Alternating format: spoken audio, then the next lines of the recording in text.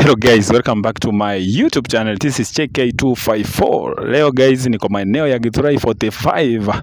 Nataka kuonesha jinsi mvua ilivyonyesha pande hii, na naona kama kuna nyumba siko ndani ya maji. Ukiangalia pande yangu hapa, hii ni nyumba iko pande hii na iko katikati ya maji.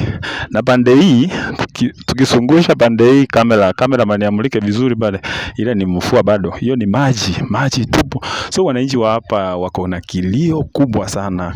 Jinsi walivyo kilio yao ni kama haijasikizwa, wanahitaji matrakta kufungua hii mitaro. So kuna shida ya drainage system. Ukiangalia pande ile, zile nyumba ziko pande ile pia siko ndani ya maji. So wananchi pande hii wako na shida kubwa sana. Ukiangalia pande hiyo, hebu waonyeshe pale ile mtaro inachimbwa pale chini.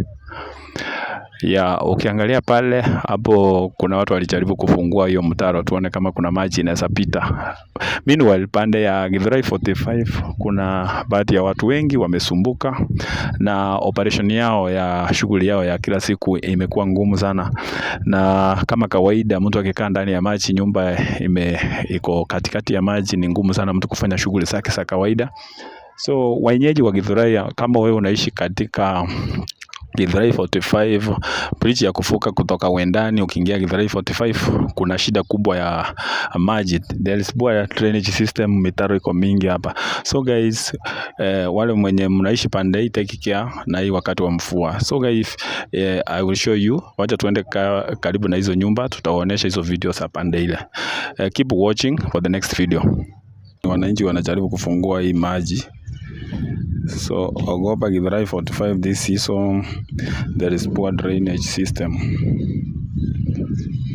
Ukiangalia pande ile ni Wendani.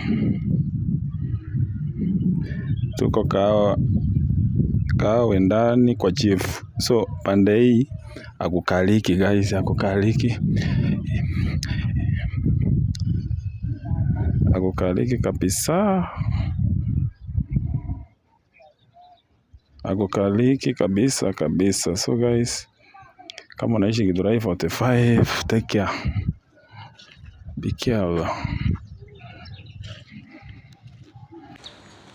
So watu wanahama sababu ya mvua. People are still relocating to another places, to different places because of this raining. There is heavy raining. This area, it is a swamp.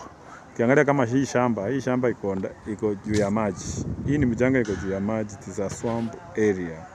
So guys, if you are staying in Githurai 45, mind about your safety.